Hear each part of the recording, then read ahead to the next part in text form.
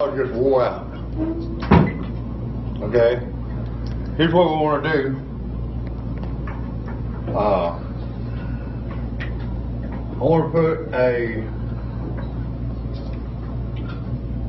want everybody to visualize your born date. Everybody agree we got a born date and a death date? What we want to do is we want to get honest with ourselves. Honesty is the foundation stone to good character or godly character. We talk about that in the big book, page 218. So when I put the B up here, it stands for the big book. And when I do the TT, that stands for the little 12 and 12 you got, okay? I use the AA big book and the AA 12 and 12. That's what we want to do is we want to review our scorecard in the game of life. Before we get started, we want to say the serenity prayer, okay? And here's what I want y'all to think about, what we're really praying for. We're asking God to grant us the serenity to accept. What I want to do is I want to put this down here, the realities of life.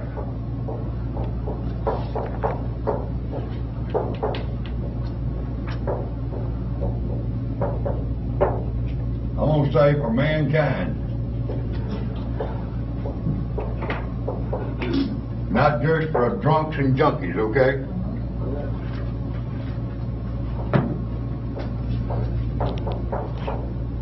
What we feed our mind, I'm going to put focus up above it. What we feed our mind, we become. And I'll break that down and we'll get a little illustration of that in a little bit. What we become,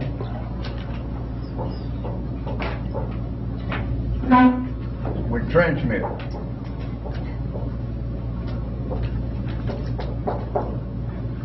And what we transmit,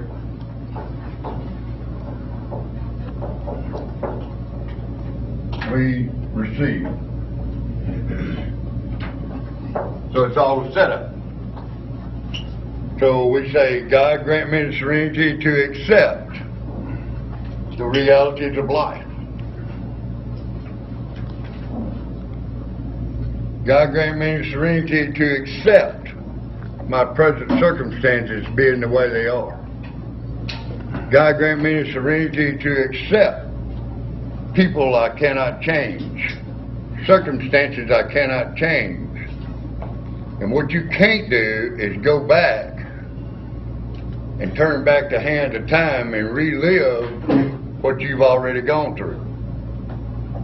Okay? We're going to keep it basic and simple. The truth of the matter is, time is a gift.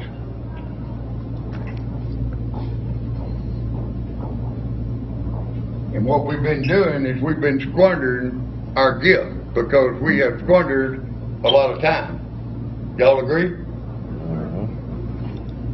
But we're asking God to grant us peace to accept the damage you've done to yourself, to your families, to your friends. You can't go back and unscramble scrambled eggs, and the water that flowed under the bridge in the game of life has flowed under the bridge. So we all at a turning point in our life. Courage to change the things that we can. A lot of that has got to do with how we look at things. Battlefield of the mind.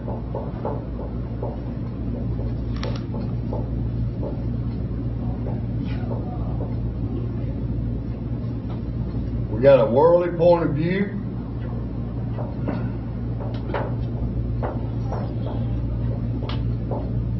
What we want to develop is a spiritual point of view.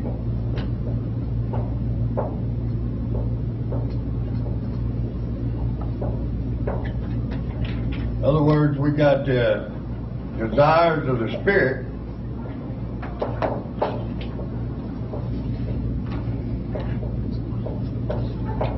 versus the desires of the world, or the worldly desires.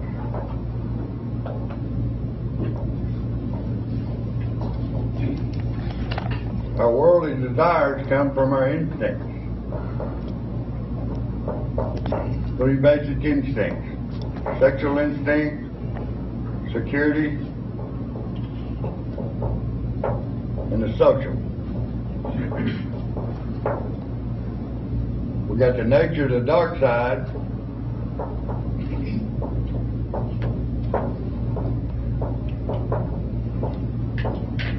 versus the nature of the light side.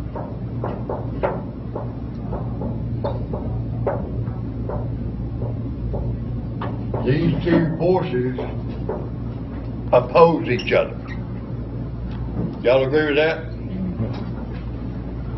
The purpose of the light side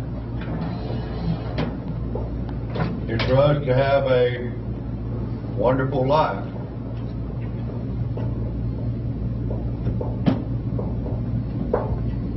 That dark side don't want us to have a wonderful life.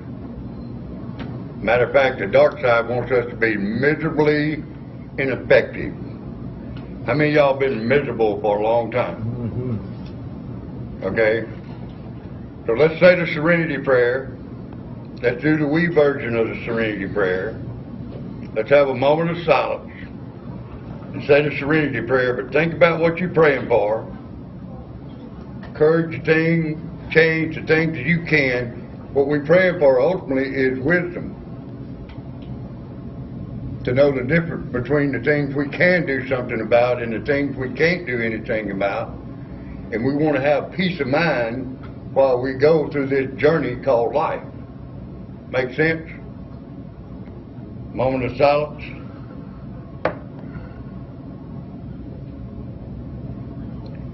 Serenity Prayer. God, grant us the serenity to accept the things we cannot change, the courage to change the things we can, and the wisdom to know the difference. Amen. Just for the day, one day at a time. When you say just for the day, do you really mean that? Let's live in the present. Let's live in the moment. Let's get back in the moment. So what we want to do in reality is we want to be transformed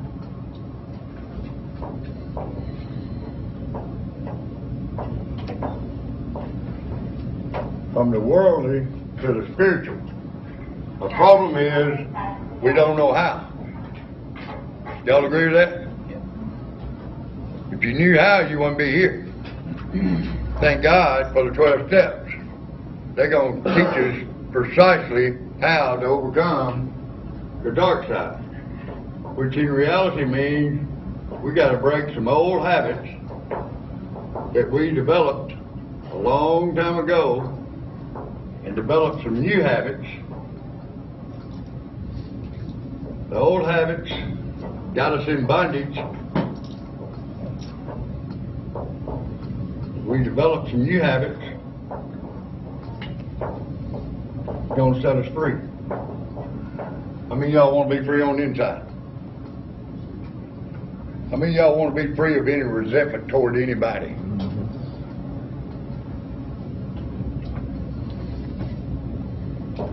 That dark side wants us to focus on worldly things and wants us to put our faith in the world and the things of this world, or wants us to focus on everything being bad. If you focus on what's bad today, what kind of day you going to have? Bad. If you focus on what's good today, what kind of day you going to have? What are you grateful for? Are you grateful you got 2 feet, 2 legs, 2 arms, 2 eyes, 2 ears? And if you don't have but one, be grateful you got that one, okay? How many near-death experiences have you already gone through? How many times could you already been dead? How many of y'all could have been in the penitentiary? How many times you got behind that wheel in that 2,000-pound bullet and drove under the influence and could have killed somebody else? So what are you grateful for? Are you grateful you've been spared? Are you grateful you got an opportunity to change your scorecard?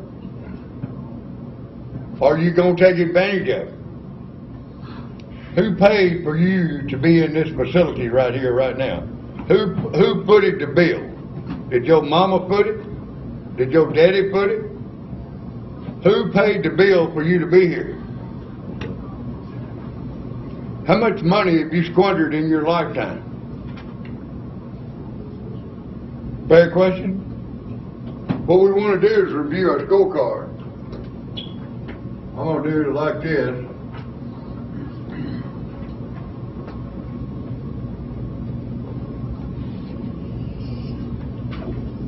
Priorities.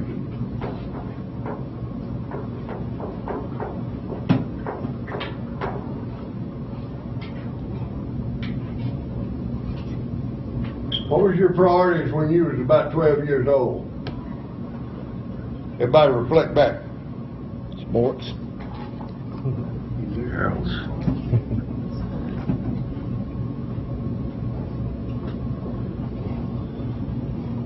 Y'all see that word? Worldly.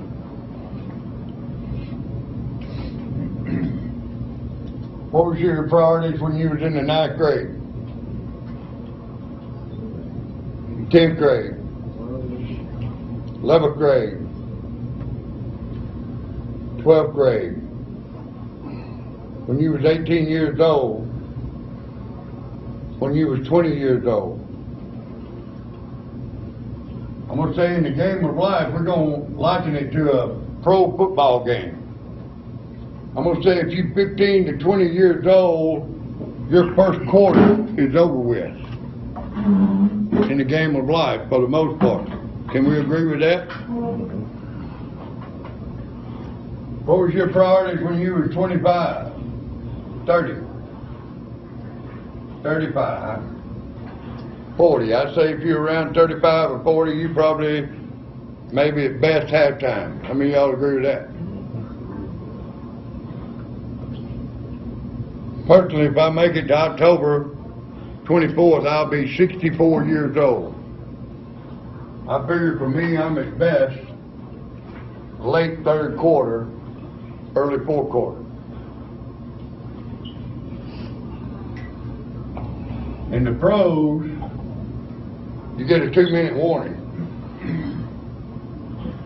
In the game of life, most people don't get that 2-minute warning.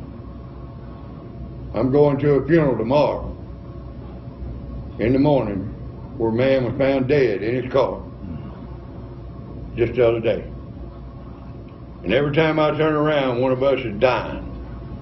While this meeting's going on today, our mamas and daddies and our families are getting those phone calls all over this nation, all over this world, about people like us who have made some bad choices.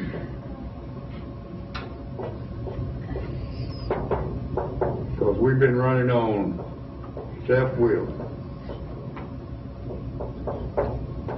I'm going to do what I want to do when I want to do it, no matter what anybody says or does. Y'all understand that mindset?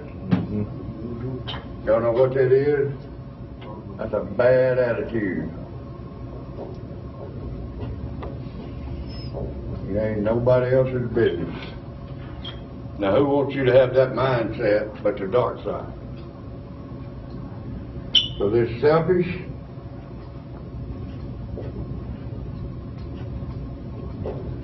self-centered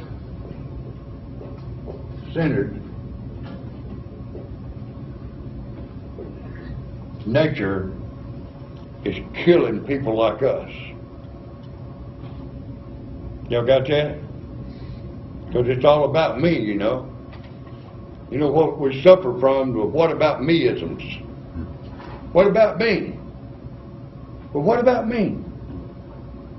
And as a rule, we don't walk in the footprints of somebody else because we're too busy walking in our own. There we are right there, circle of influence.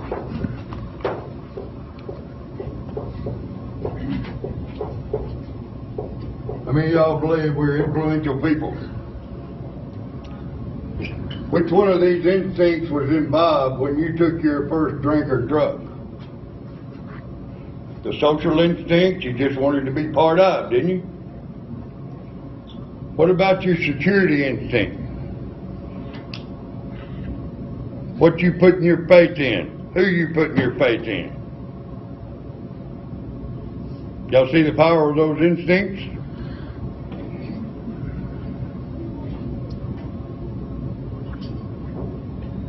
What were your ambitions? What have your ambitions been, and what are they presently? What's your objectives in life? Weren't we taught we need to have goals? Weren't we taught that those goals need to have value? Most of us, I don't know about y'all, but I wasn't taught about motives. I didn't find out about motives until I come to the 12-step program. What motivates you to say and do what you do? I'm going to say it's going to go down to this one word right here, desires. You know what happens when those desires start making demands on other people? Those demands turn into defects.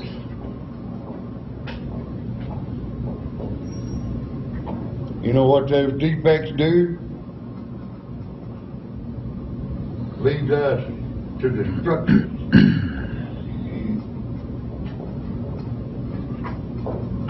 It leads us to death.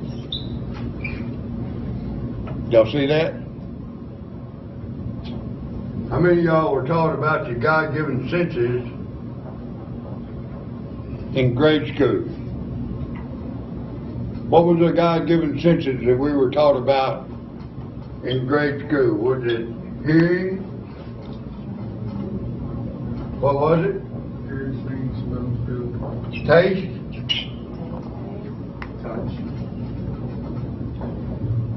Touch? Smell. What's that smell? What's that smell? What about sight? So we were given all these natural senses, and we were given these God-given instincts. How many of us have misused that instinct to the max? How many of y'all would like it if we would all see a VCR tape of all that perverted stuff that we did while we was out there under the influence of the poison? How many of y'all would like for your mama or your little kids to misuse your God-given instincts the way you have misused yours? Matter of the way the 12 and 12 puts it, it says this perverse soul sickness is not pleasant to look upon. It says instincts on rampage balk when they start getting investigated. What have you been putting your faith in? Who have you been putting your faith in? A lot of us put our faith in that almighty dollar. A lot of us put our faith in somebody else to try to make us feel secure. What about that social instinct?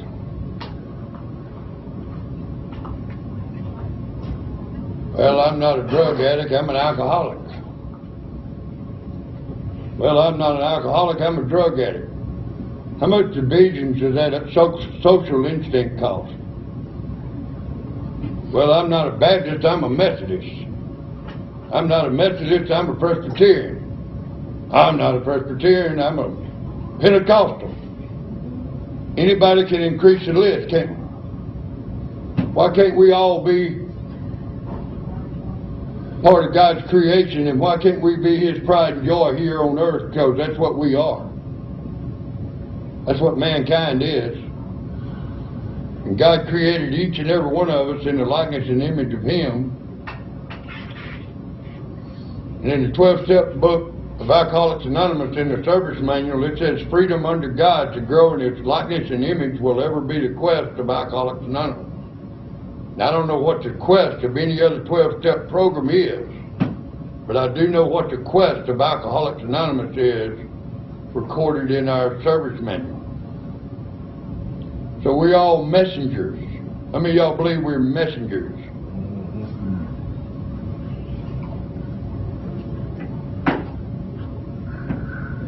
So we got the worldly versus the spiritual.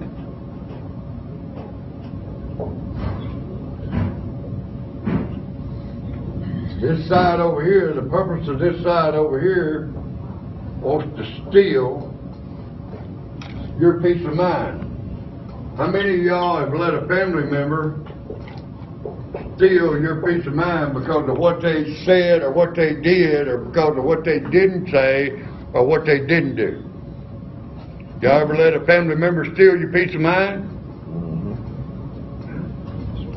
How many of y'all have a grudge against a family member?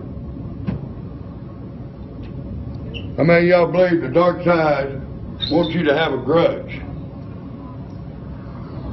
And what this dark side wants to do is wants to steal your peace. That's why we ask God to grant us the serenity to accept. How many of y'all believe the dark side wants to use the world and its ways and the people of this world to steal your peace of mind through the spirit of fear? Matter of fact, the big book says fear ought to be classed with stealing. It seems to cause more trouble. How many of y'all believe that dark side wants to kill us? The big book says we must be rid of this selfishness. We must, or it kills us. And then it says on page 66 in the big book, the wrongdoings of others, fancied or real, whether they really hurt us or whether they really wronged us, it really don't make any difference. It's got the power to kill, which is the power of the dark side. Then it says resentment is the number one offender. It destroys.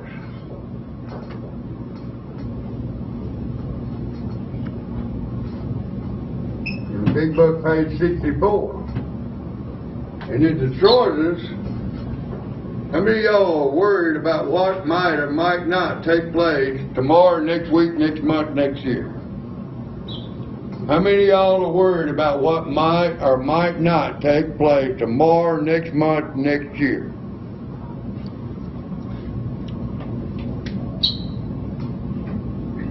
The truth of the matter is you don't even know if you're going to be here tomorrow or not.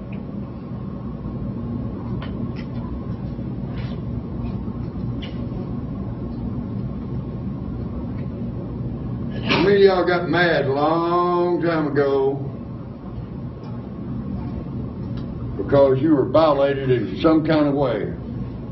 Verbally, physically, mentally, and you've been mad for a long time. Financially. Huh? Financially too. Yeah, financially too, okay?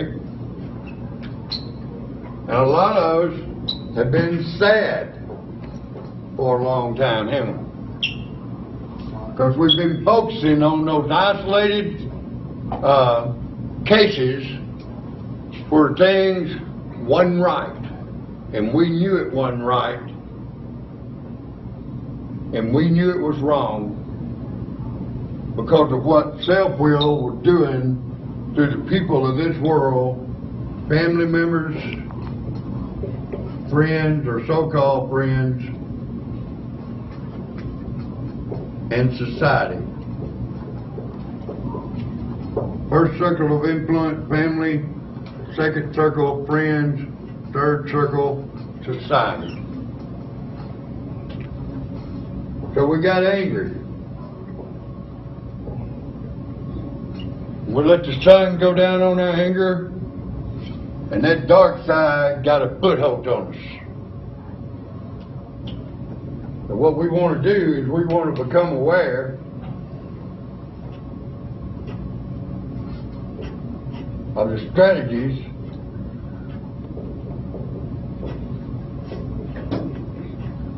of the dark side. How many of y'all are tired of being outsmarted by the dark side?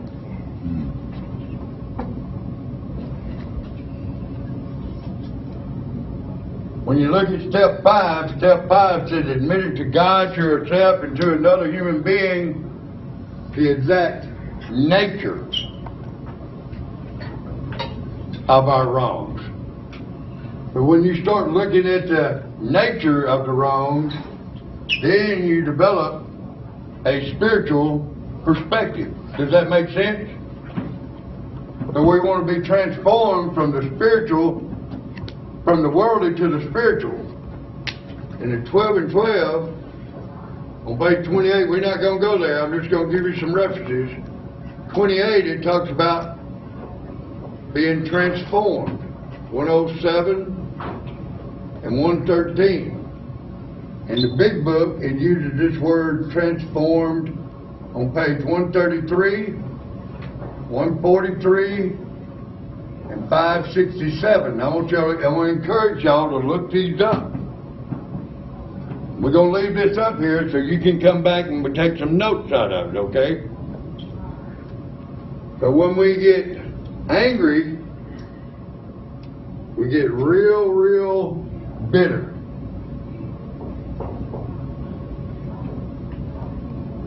So bitterness, guilt, shame, remorse overpowers us because we're operating in the natural realm and we can't overcome this side without this side. Y'all got that? In other words, we have to have God's help. That's the realities of life, and there's no way around it, whether you like it or not.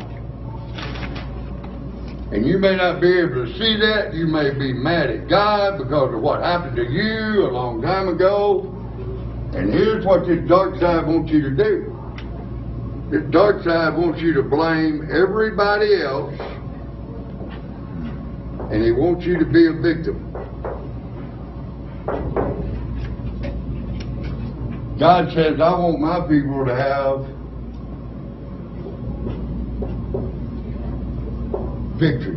How many of y'all want to have victory? Sounds like a plan, don't it? We get bitter. We get resentful. We start feeling sorry for ourselves. We get depressed.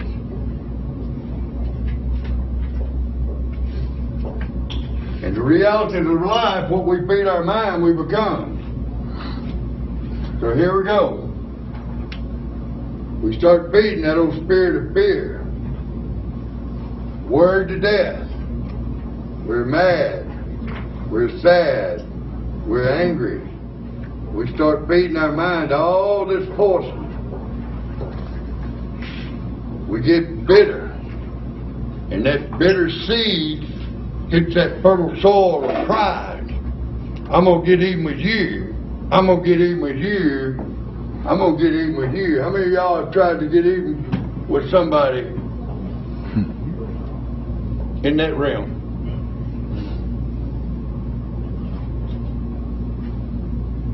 And many family members have paid a big price for your middle finger attitude. I'll show you, I'll kill me. Y'all understand that? I'll show you, I'll go get wasted. You gonna see things my way, or you gonna pay a big price. I'm gonna make you hurt the same way you made me hurt. And you know what hurt people do? Hurt people. They hurt people. You know what spiritually blinded people do? They throw stones at spiritually blinded people. And everybody's getting hurt. Because we're not hitting the target we want to hit. We're hitting all these other targets plus the target. And it gives us some kind of perverted sensational pleasure knowing that we're hurting somebody else even though it's costing us our life. Make sense?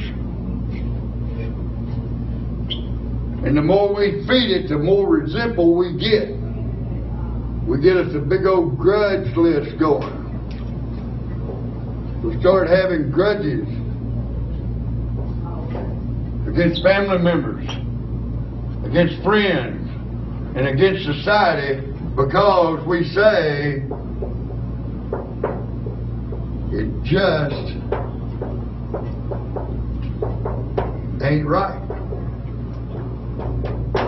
And nobody said it was. But what happens is when Mr. It Just Ain't Right moves in to the campground, to the battlefield of the mind, and sets up camp, we start feeling sorry for ourselves. And all these emotions take over our minds. Y'all see what I'm saying? And it's nothing but a vicious cycle. Emotional roller coaster. And we let these bedeviled emotions, 12 and 12 calls them, on page 47, erratic emotions. On page 62, it calls them dammed up emotions. And on page 78, it calls them bedeviled emotions. And all these emotions take over our mind. And we can't see the forest for the trees because we're blinded by all these emotional disturbances. And we shout from the hilltop, it just ain't right, it just ain't right, it just ain't right. And when it just ain't right moves in, peace moves out. And we can have no peace until we get rid of this garbage. So the beauty of the steps are to help us uncover, discover, and discard this and replace it with the good side. Because as a rule, at the present point in time, as we stand at the crossroads in the game of life, we've been starving this side and feeding and fanning and nurturing this side. And the more you feed it, the more you fan it, the more you nurture it, you feed it spiritual food that's unhealthy for you, it's unhealthy for your family, it's unhealthy for friends, and it's unhealthy for society. And what we want to do is get well. Make sense? Mm-hmm. This is just simple truth. Realities of life. Because the more you feed your mind all this poison, you become it. What goes around comes around. And when you become it, you transmit it. And when you transmit it, you receive it, and you can't get around that. And if you keep on doing what you've always done, you're going to keep on getting what you've always gotten. Except if you think it's bad right now, you ain't seen nothing. I've been coming up here for a long time. I've been going to jail since '96. I've been going to treatment center since the spring of '97. And I've been going to prison since 1999. And I see people that sit in these very rooms inside those prisons in Parchman, in Marshall County, and different satellites. And they say, man, I wished I'd have listened. I wished I'd have listened. I wished I'd have listened. Why is our success rate so low today when it was so high back in the day? It's because we got away from the basics. And we started listening to other people instead of following what was in this book. This is a journey into the truth. Spiritual liberation. We want to be informed about the truth. And the truth of the matter is, you can get caught up in I'm a drug addict, I'm an alcoholic, I'm a this, I'm a that, I'm a whatever. But the truth of the matter is, in simplicity, you're either an agent or a representative for the dark side, or you are an agent or representative for the light side. How many of y'all believe that?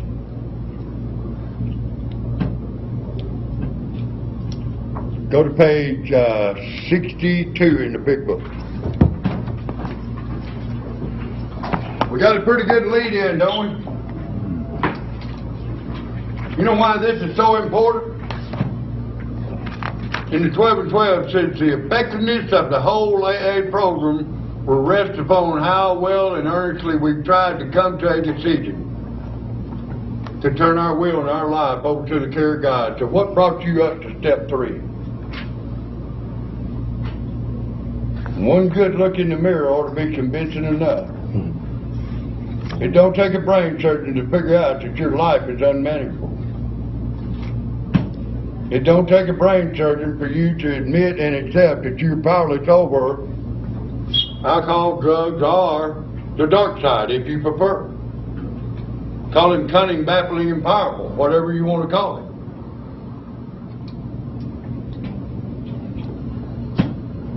How many of us need a new manager? How many of y'all believe that there is a power? Y'all look up there at that step. You see that singular A, and you see that power capitalized? Greater than yourself that can restore you to sanity. How many of y'all believe that some man can restore you to sanity? How many believe that you can be restored to sanity with your human resources?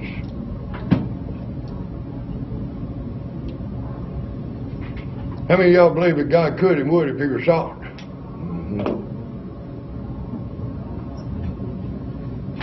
And a lot of times, you can just believe in the program if you're having a hard time with God. But that's faith of a mustard seed. That's enough faith to start with. If you go to healthy meetings, you can believe in the power of the group. But if you go to unhealthy meetings, you're still going to be believing in the wrong power. There's a lot of unhealthy meetings around here. I can promise you it is. This ain't no social club, okay?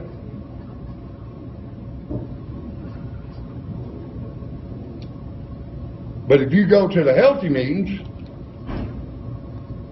then you're going to get fed.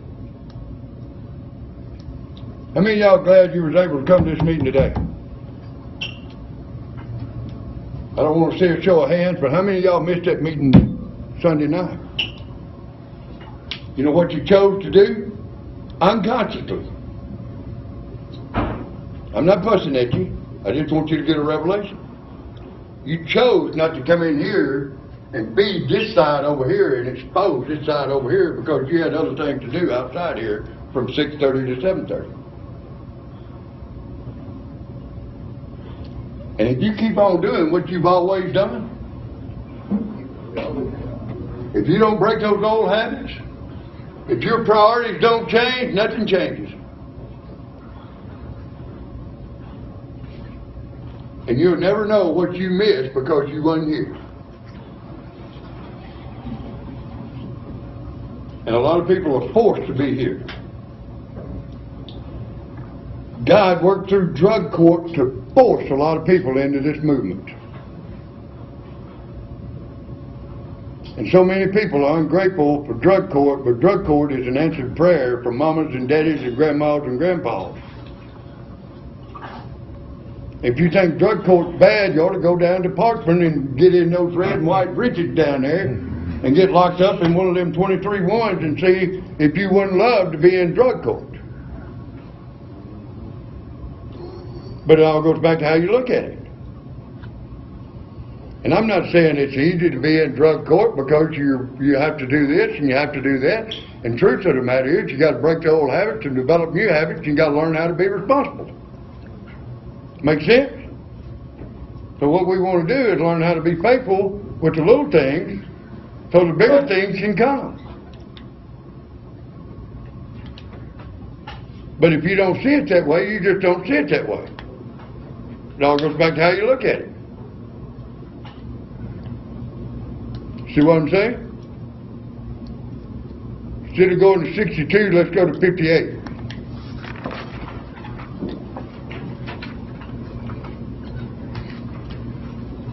Where it says our story's just closed in a general way, what we used to be like. Y'all see that? What happened and what we're like now. If you have decided, whose decision is that? It's yours. You know why? It's your life. It's your life that you are accountable for. If you have decided that you want what we have, you know what we have? The gift of life, the gift of choice, new life, new freedom, new happiness. You know what happens when you come in here and decide to do this way of life?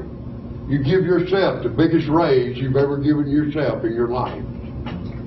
Because you stop squandering all that money and all that time that you've been squandering trying to be satisfied in the natural.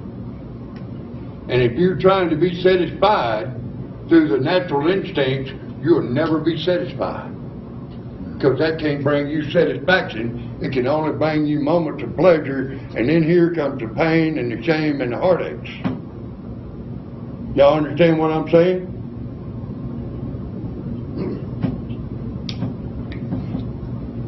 If you have decided you want what we have and are willing to go to any length to get it, then you're ready to take certain steps. What? How many of y'all been in treatment before? Raise your hand. How many of y'all went through the steps? Raise your hand. Why didn't you go through the steps? We bounce from one treatment center to another treatment center to another treatment center, from one jail to another jail, and we'll do everything in the world but go through those steps. Or take those steps. They are a gift.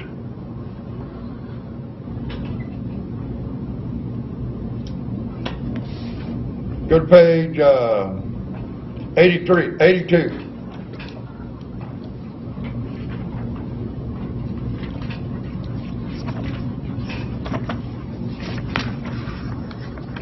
Last paragraph.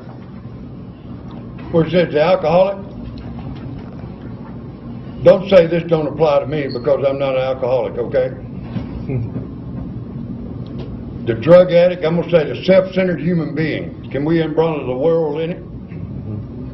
It's like a tornado roaring its way through the lives of others. Whose lives have you roared through? Whose hearts have you broken? Sweet relationships are dead. Affections have been uprooted. What's the next line in the book? Selfish and inconsiderate habits. Selfish and inconsiderate habits kept the home in turmoil. When's the last time you walked a mile in your mama's shoes or your daddy's shoes?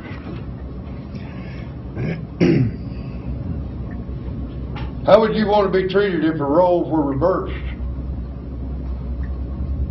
How many of y'all believe you kept your mamas and daddies up all night long, walking and pacing the floor? Day in, day out, wondering when they're going to get that phone call. Wondering what kind of message is going to be on that other end of that phone call.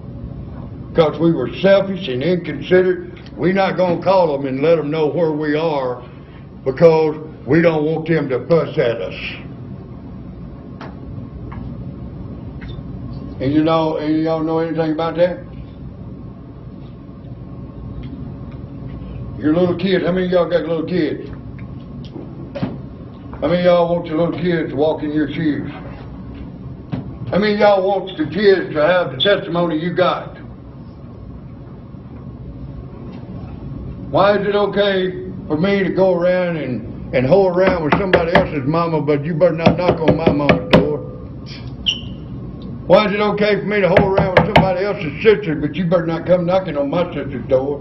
Why is it okay for me to hoe around with somebody else's daughter, but you come over to my house it's gonna be a different story. Why is it okay for me to hold around with somebody else's wife, but you come over to my house and it's gonna be 357 time and we're gonna do that?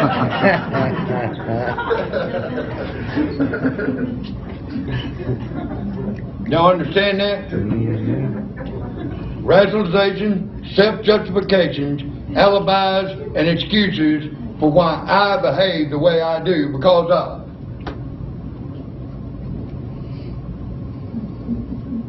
Nothing changes, nothing changes. Back in the day when they went through these steps, our success rate was like 80 to 90% when this thing got started.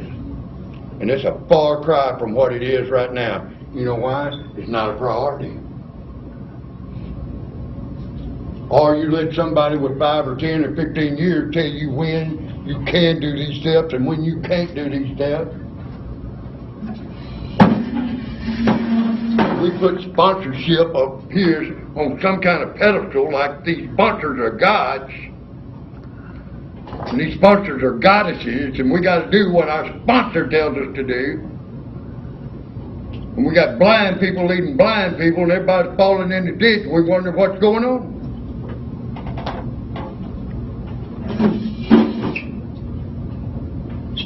Well, my sponsor said, well, what did the book say?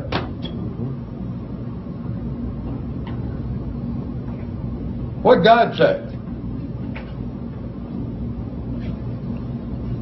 But be careful who you listen to and what you listen to and weigh everything up.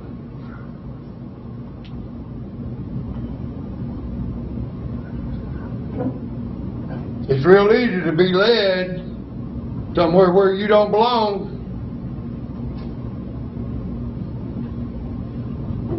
It's real easy for you to get caught up in your drug of choice.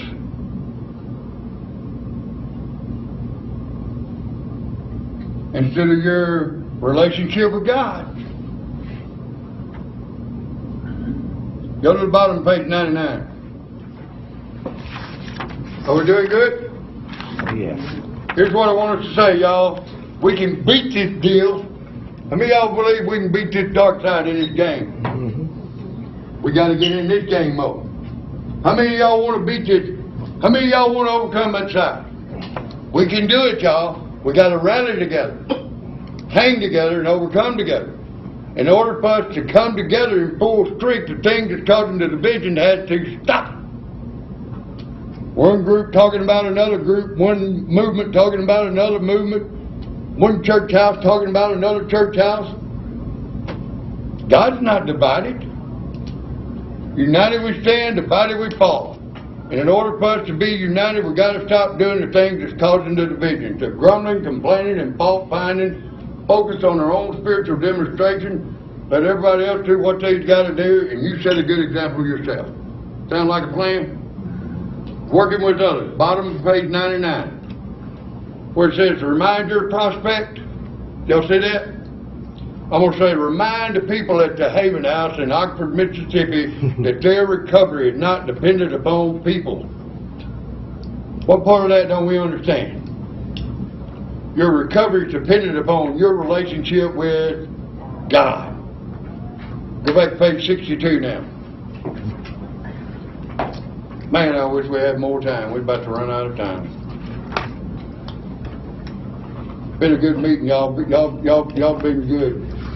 Y'all been very attentive. I believe God heard some stuff. It's going to transform your life. That's what we want to do. We want to keep hearing. We want to keep hearing stuff that's going to transform our life. What do you listen to when you're not in this meeting? How many of y'all still listening to that rap music and all that crap that's going on? How many of y'all still listening to old Lonesome Me, them old blues and all that old country music? Y'all still listen? Well, I enjoy listening to it. Okay, well, keep listening to it then. And see what you feed your mind. See what goes on in your mind. You keep watching that old squat box. It's got all that poison coming off of it. You'll see. You'll keep feeding your mind that stuff. You keep watching that stuff. Listening to it. Y'all understand? Traps. Traps.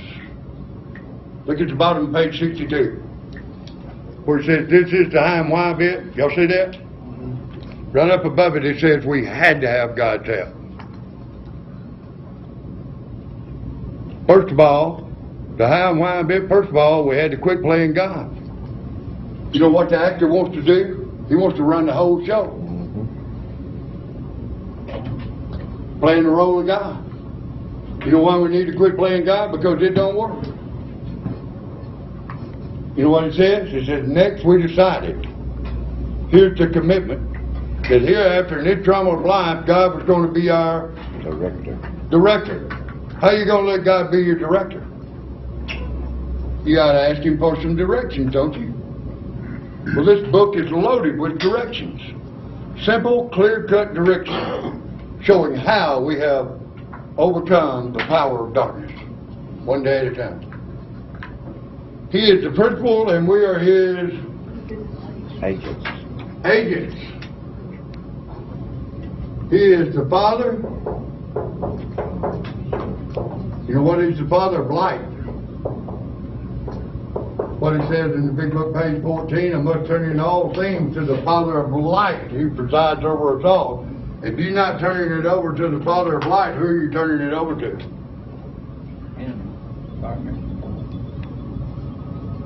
He is the principal, we are His agent, He's the Father, we're His children. Clear recognition of what and who we really are, far and above being a drunk and a junkie. How many of y'all can I get an amen on that? Amen. Now you got to ask yourself, who's your daddy? Or maybe, who do you want your daddy to be from this day forward? It says most good ideas are simple, and this concept was the keystone of the new and triumphant arch, meaning victory, through which we pass to freedom. If He's the principal and we're His agent, and He's the Father and we're His child, don't we need to find out what the Father wants us to do so we can be a good agent for Him? How many of us have been a good agent on this side for a long period of time? What kind of benefits did you get from it? Top page 63. No, let's don't do that. Let's go to page 88.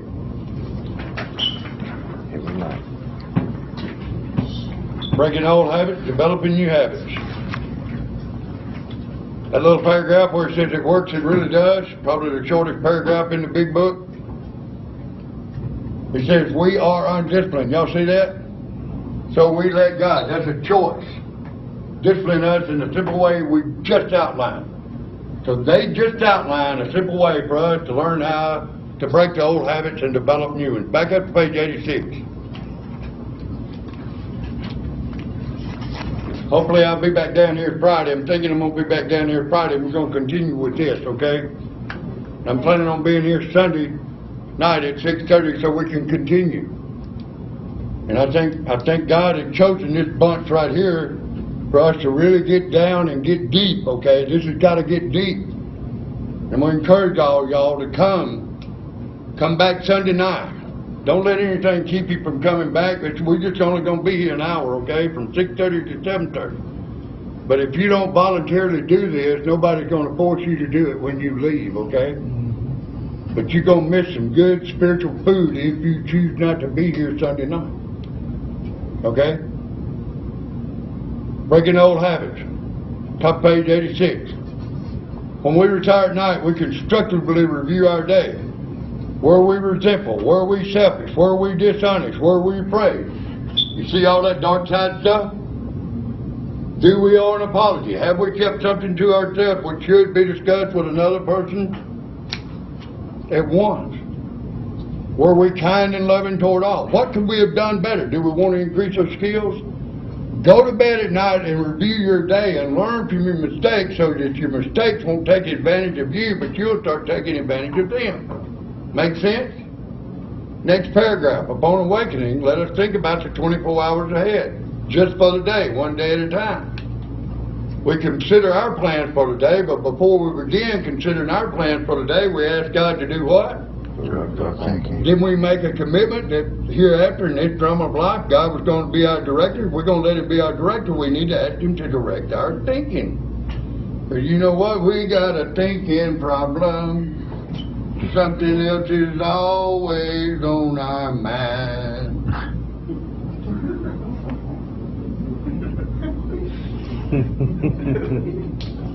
Y'all gotta have fun. Simmer down, son. Simmer down, son. All right, go back to the book with me real quick. We gotta do a couple more things, then we gotta close. On awakening, second paragraph. On awakening, let us think about 24-hour day. We can consider our plans for the day. Before we begin considering our plans for the day, we ask God to direct our thinking. We ask especially that our thinking be divorced from self-pity, dishonest, which is the heart of it. That's where the father of lies operates. Self-seeking motives. Under these conditions, we can employ our mental faculties with assurance that faith. After all, God gave us brains to use. Our thought life will be placed on a much higher plane, which will be the plane of inspiration when our thinking is clear of wrong motives. Jump over to page 87 real quick. We usually conclude our period of meditation with a prayer that we be shown all throughout the day what our next step is to be, and that we be given whatever we need to take care of any such problem. And we ask especially for freedom from self-will, because that's what blocks us the entry of God. At bottom page 87. As we go through the day, we pause. When agitated? Any of y'all been agitated today? We pause when agitated or doubtful and ask God for the right thought of action. We constantly remind ourselves we're not running this deal. Humbly saying to ourselves many times each day, thy will be done. We're then in much less danger of worry, anger, self-pity, excitement, foolish decisions. We become much more efficient. We do not burn energy foolishly as we did when we were trying to arrange life to suit ourselves. It works, it really does. Go to page 164 and we're closing out. And the reason what I want to do is I want y'all to see how powerful what's in this literature is. There's some powerful stuff in this literature. Second paragraph, where it says a book is meant to be suggestive only. On this one page, yourself is mentioned 25 times. He, him, God's mentioned 10 times on this one page. Our book is meant to be suggestive only. We realize we know only a little. God will constantly disclose more to you and to us. Ask Him in your morning meditation what you can do each day for the man who is still sick. That's your circle of influence. The answers will come if your own house is in order. We get our house in order by going through the steps. But obviously you cannot transmit something you haven't got. Personal responsibility. See to it that your relationship with God is right. And here comes some promises. And great events will come to pass for you and countless others. This is a great fact for us. So the whole deal in a nutshell is what we're fixing to read right now. Look at it. Abandon yourself to God as you understand God. Let me say this.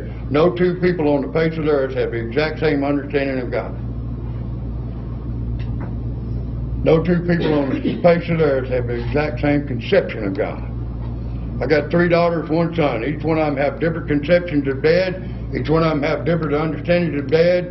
I'm still dad. They still my children. Same principle applies to us here on earth. Don't get that confused and act like you can make up any kind of God you want to. You can, but it ain't beneficial, okay?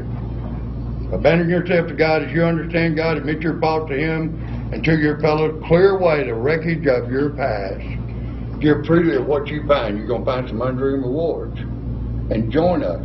We shall be with you in the fellowship, capitalized, of the Spirit, capitalized, and you will surely meet some of us as you trust the road. That means walk with purpose. The road of happy destiny, and that means we want to enjoy the journey while we go into our eternal home. Final destination. May God bless you and keep you until then. Let's circle up.